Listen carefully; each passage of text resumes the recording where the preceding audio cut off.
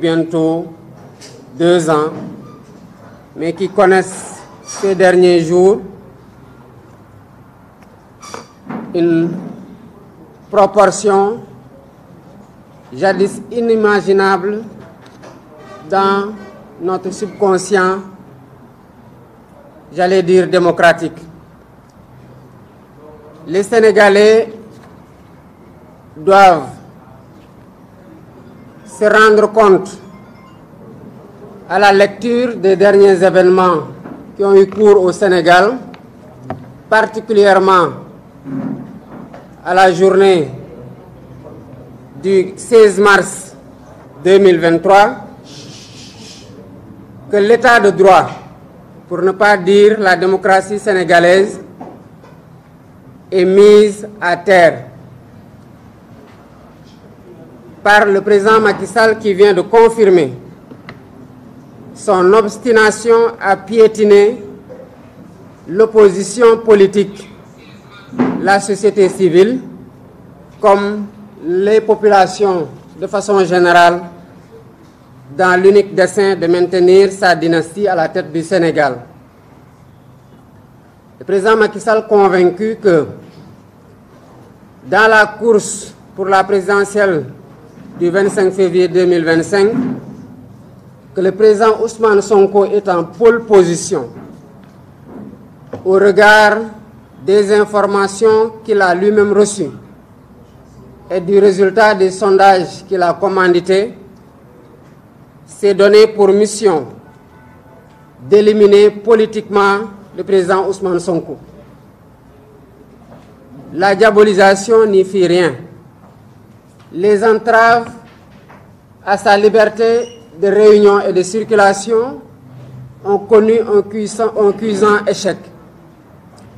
Les complots politiques et judiciaires commencent à montrer leurs limites, et voilà que le président Macky Sall a décidé d'utiliser sa dernière arme, à savoir l'élimination physique du leader de l'opposition, à savoir le président Ousmane Sonko, sous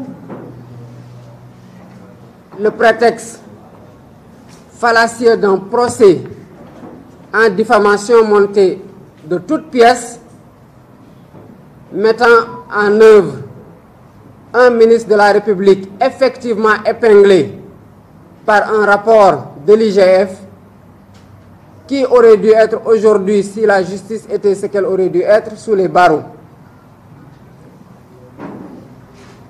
À chaque fois que le président Ousmane Sonko est convoqué, c'est le prétexte de s'en prendre physiquement à lui. Et cela a connu son comble le 16 mars avec une tentative d'assassinat sur fond d'empoisonnement, il faut le dire. Le comble du banditisme d'État ressort de la bouche même de ces ministres. Après le ministre de la Justice, qui a déjà condamné le président Ousmane Sonko pour diffamation en ignorant royalement sa présomption d'innocence, c'est au tour du ministre de la Communication, M. Moussa Bocar Thiam, qui a dit que le président Ousmane Sonko sera condamné. Voilà donc un citoyen qui va en justice avec ses avocats, ses moyens de défense, qui est déjà condamné, et le verdict est livré aux populations avant la tenue du procès par les ministres mêmes qui siègent à la même table que le président de la République au Conseil des ministres. Voilà pourquoi il est du devoir de tous les patriotes de résister face à cette oppression, face à cette commande politique, face à une justice couchée qui joue au bras armé dans toute tentative de liquidation des adversaires politiques. Jamais dans l'histoire politico-judiciaire du Sénégal, un simple procès en diffamation, comme ils le disent, n'a nécessité la mobilisation des forces de l'ordre et des corps d'élite. Il s'agit du GIGN et de la BIP et maintenant de l'armée. La folle volonté du président Macky Sall est de sbire, d'empêcher par tous les moyens illégaux la candidature du président Ousmane Sonko, quitte à attenter à sa vie, à celle même de ses avocats et à marcher sur ses cadavres, ne connaît plus de limites. On s'en rappelle tous,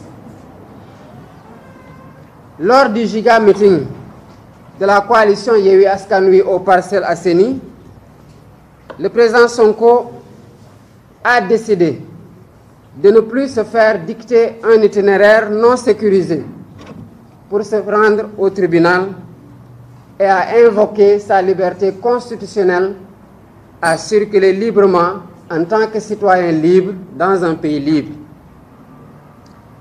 L'itinéraire qu'on veut tout le temps lui imposer, comme on l'a noté lors de son retour du tribunal le 16 février 2023, est truffé de nervis. On se rappelle de son échange de propos avec les éléments d'élite, où il leur dit clairement que si, malgré votre dispositif, vous n'êtes pas en mesure de faire face à des nervis, c'est parce qu'il y a problème. Et dès la sortie du tunnel, on a vu que c'est les nervis même qui ont tiré des fusils à pompe. On les a vus le 16 mars opérer de façon aux yeux des forces de l'ordre impunément avec des machettes, des fusils à pompe, des coupes-coupes et des couteaux. Au moment où nous vous parlons, lors du procès du 16 mars, il y a eu 5 manifestants qui ont été poignardés par des nervis. Parce que ce n'est pas les forces de l'ordre qui poignardent, c'est les nervis qui les ont poignardés. Et il y en a 3 qui ont été opérés, qui sont présentement hospitalisés. C'est ces nervis-là qu'on met en embuscade sur la corniche et à qui on veut livrer le président Ousmane Sonko. Et c'est pour ça qu'on refuse de prendre cet itinéraire-là. On a assisté au kidnapping de responsables et de membres du parti, notamment du bureau politique, du cabinet ou des coordinations et de simples militants.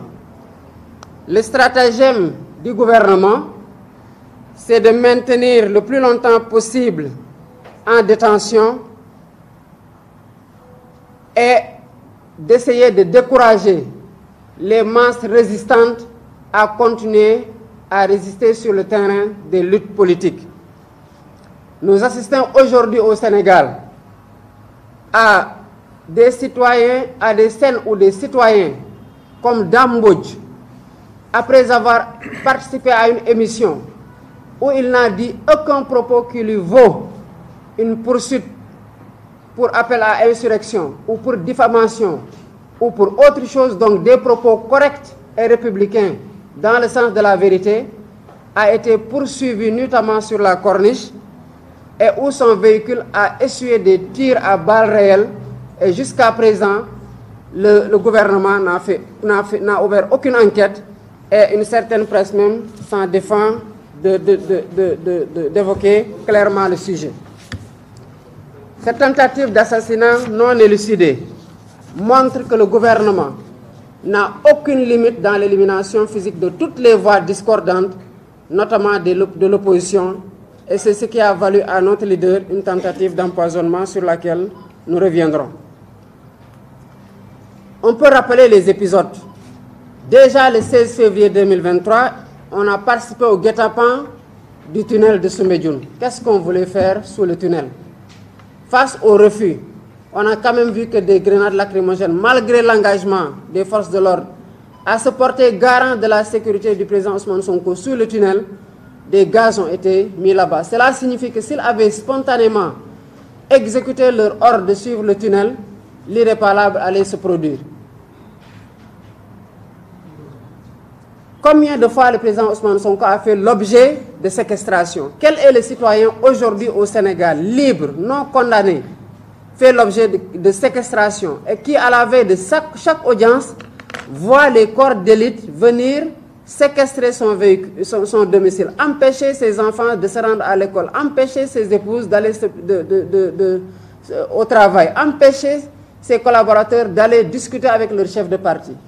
Quel est le citoyen ou le responsable politique qui fait l'objet d'autant de persécutions, d'autant d'entraves à ces libertés les plus fondamentales qui sont garanties par la Constitution?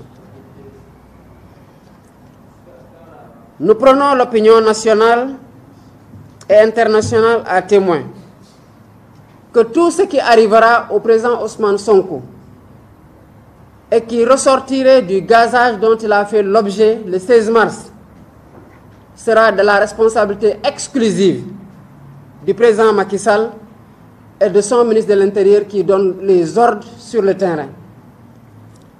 Ces actes ignobles et barbares contre le président Ousmane Sonko et même ses avocats et ses militants feront l'objet de plaintes que le parti va déposer pour tentative d'assassinat et pour atteinte à l'intégrité physique de tous ceux qui en sont victimes, qu'il s'agisse du président Ousmane Sonko, de ses avocats et des militants et responsables de PASTEF. À ce jour, nous informons le président Ousmane Sonko, l'opinion nationale et internationale, que l'état de santé du président Ousmane Sonko est extrêmement préoccupant.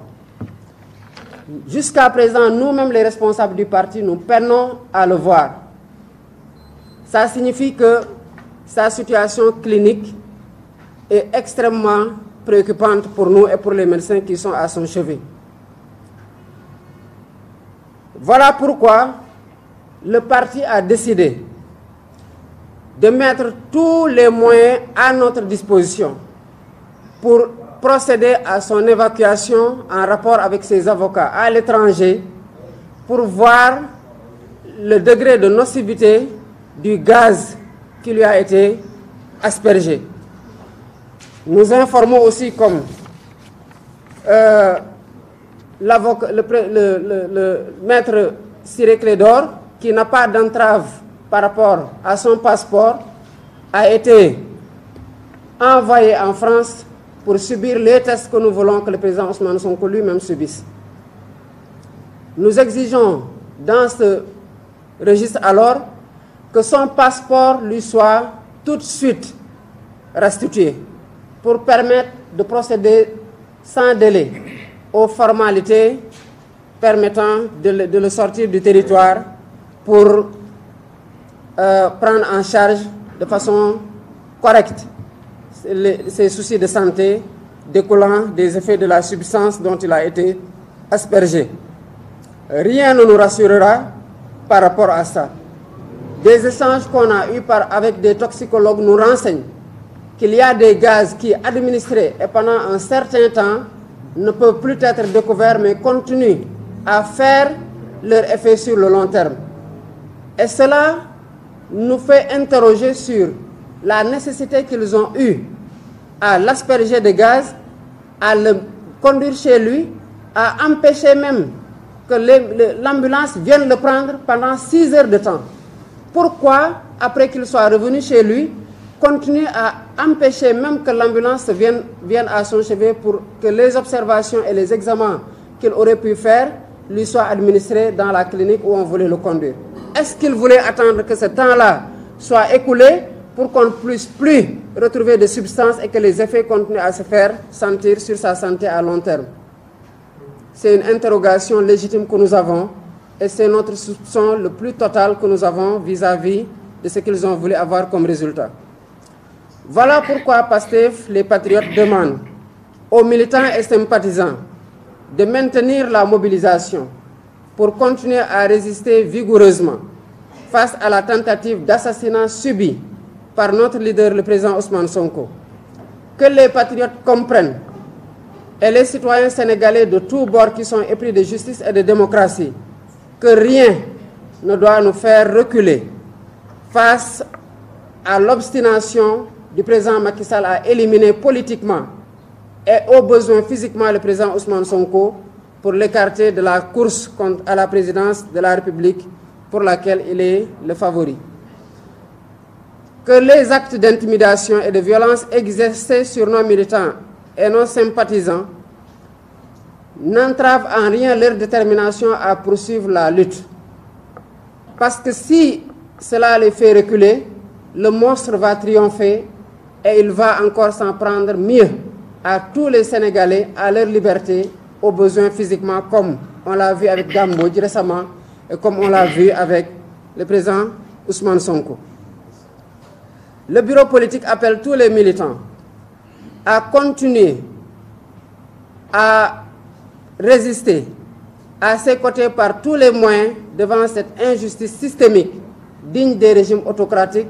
Et il est évident aujourd'hui qu'au Sénégal, il n'y a plus de limite dans la dictature et la tyrannie.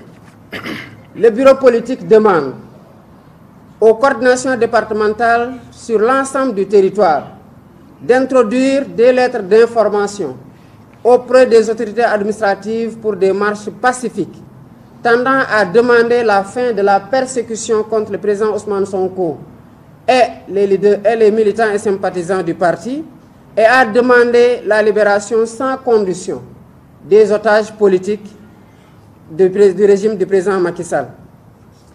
Pastef, les patriotes, appellent les forces de défense et de sécurité républicaines à cesser de s'attaquer aux populations désarmées et à démanteler plutôt les milices illégales qui opèrent à leur côté et qui sont en train d'usurper de la pire des façons leurs fonctions. Il y va de leur honneur et de leur dignité républicaine. Que Macky Sall et ses bras armés ont fini de semer le chaos dans le pays. Macky Sall aura réussi, comme on a tous pu le constater, d'abord en mars 2021, mais encore en mars 2023, à provoquer des affrontements entre populations se défendant contre l'agression de nervis opérant avec armes blanches et fusils à pompe et fonçant avec des véhicules sur des manifestations désarmées. Macky Sall doit partir. Il doit quitter ce pays. Il n'a plus la légitimité de continuer à le diriger et toutes les manifestations doivent aller dans le sens de le contraindre par la voie pacifique à quitter ce pays, à quitter le pouvoir. Jamais dans l'histoire de ce pays, on n'aura été autant convaincu d'un régime tyrannique qui entend marcher sur des cadavres pour rester au pouvoir, quoique son bail soit terminé et que son échec sur le plan des réalisations soit constaté. Nous sommes convaincus que notre victoire est proche et l'ensemble des patriotes et citoyens épris de démocratie et de justice dans ce pays doivent le comprendre. Les obstacles érigés sur notre chemin ont été nombreux et variés. Ils ont été pernicieux et diaboliques. Mais notre endurance et notre patience pour la réalisation du projet de libération du projet ne doit connaître aucune limite. Les patriotes doivent se renforcer dans cette conviction-là que ce combat-là, nous ne pouvons pas et nous ne devons pas le perdre. Et il est hors de question que nous le perdions et que nous sommes tout proches de cette victoire-là qui donnera un souffle nouveau à la démocratie, un vent d'espoir souffle au Sénégal.